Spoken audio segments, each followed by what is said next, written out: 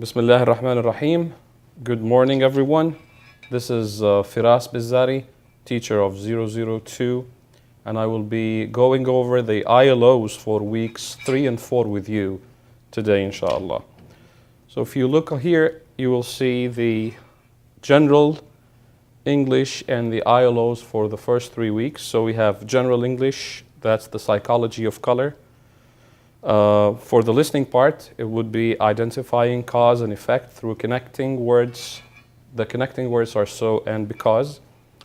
For the speaking part, it will be give and ask for examples when presenting a business plan or proposal. For the reading part, how to get meaning from context. And for the writing part, how to write an explanation paragraph using appropriate signal words.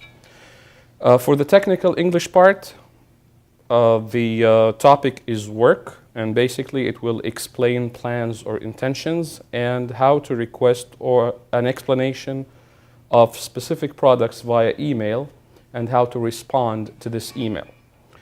For the vocab and grammar part, we have the high frequency vocab, suffixes, future tense, be, going to, and will, it's, there is, there are, etc., and plan, want, hope, intend. So if we go through those, go over those ILOs, we'll start with the first slide here. And this is the listening skills part. How to identify cause and effect through connecting words. The connecting words are so and because. And in order to do that, we have to know what is a cause and what is an effect. The cause is the action that makes something happen, while the effect is what happens as a result. So if you look at those two examples, the frogs survived because their camouflage matched the leaves. So the effect is the frog's survival, while the cause was the camouflage. If you look at the second example, we've put it in a different way. Predators can't see the katydids, so the katydids stay safe.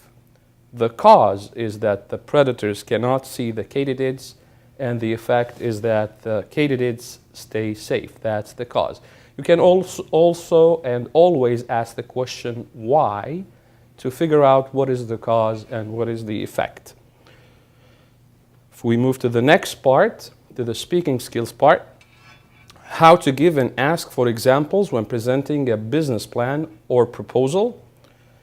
When you explain something, you need to give examples to help the listener understand your ideas. When you don't understand something, a speaker says, you need to ask for an example. How do you give an example? You can use these words, for example, for instance, and here's an example. On the other hand, if you want to ask for an example, you need to ask the questions, can you give me an example, or do you have an example? For the next part, it's the reading skills, how to get meaning from context. And here, the key word is context. If you find a word you don't know in a text, you can use the context to help you understand the meaning of the word. The context is the other words near the unknown word. So if we look at this example, in European cultures, purple is the color of royalty. If you don't know the meaning of the word royalty, you look for words next to it, such as kings and queens. Simple words. So the context will help you to understand the meaning of the word royalty.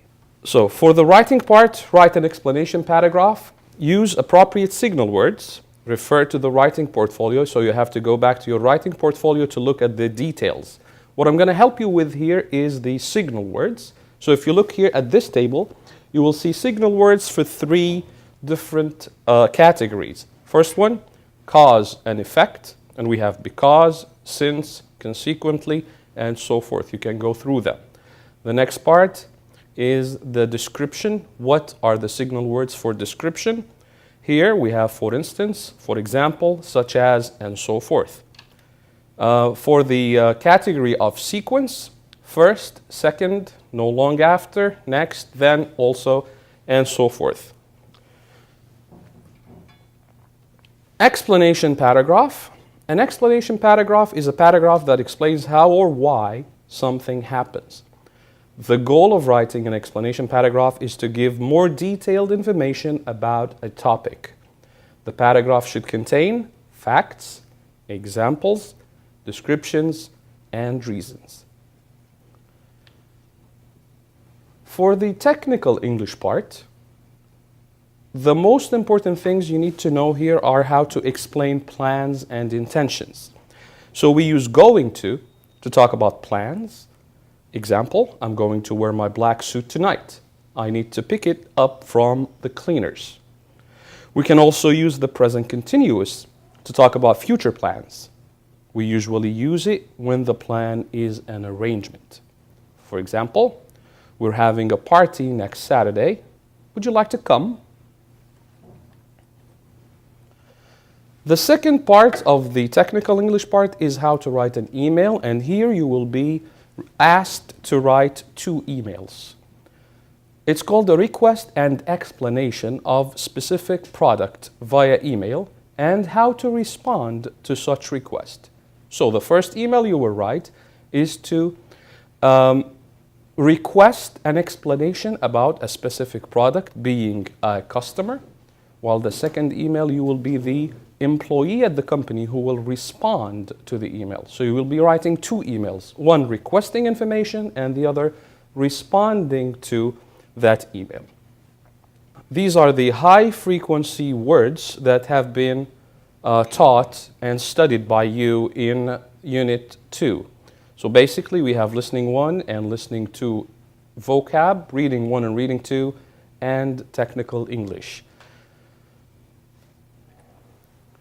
Next part would be suffixes, and a suffix is a letter or a group of letters at the end of a word.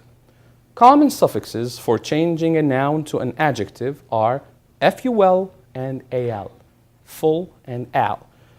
So if we look here at the noun cheer, and if we want to change it into an adjective, it'll become cheerful. So we add ful. Joy, joyful. Education, on the other hand, it's al, so educational. Nation and national. For the next part, we'll be talking about the grammar part, and it's the future tense of be, going to, and will.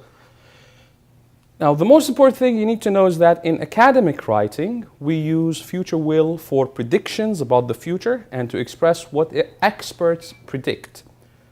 Probably, the word probably can be used to soften the prediction. May can be used instead of the future with will. So if you'll go through these 3 examples here, this color will encourage comfort and simple design. The second one, this color will probably encourage comfort and simple design. So here we used will probably to soften the prediction. On the third one, we deleted will and we deleted probably and we put may instead of it. So this color may encourage comfort and simple design. On the other hand, we use be going to, that is am going to, are going to, and is going to in informal speaking and writing to express decision or a plan you made previously. Example here, I'm going to have lunch with my friend. This is an informal speech. Next part, there's or there is, and it's or it is. There's or there is used when something is being mentioned for the first time. Example, there's a big library at the college. Of course, we can say there's or there is. The pronoun it in the expression it's or it is refers to something we already know. So if you look at the example here, we'll have there's a nice coffee shop next to the college. I think it's a Starbucks. It's here refers to the coffee shop.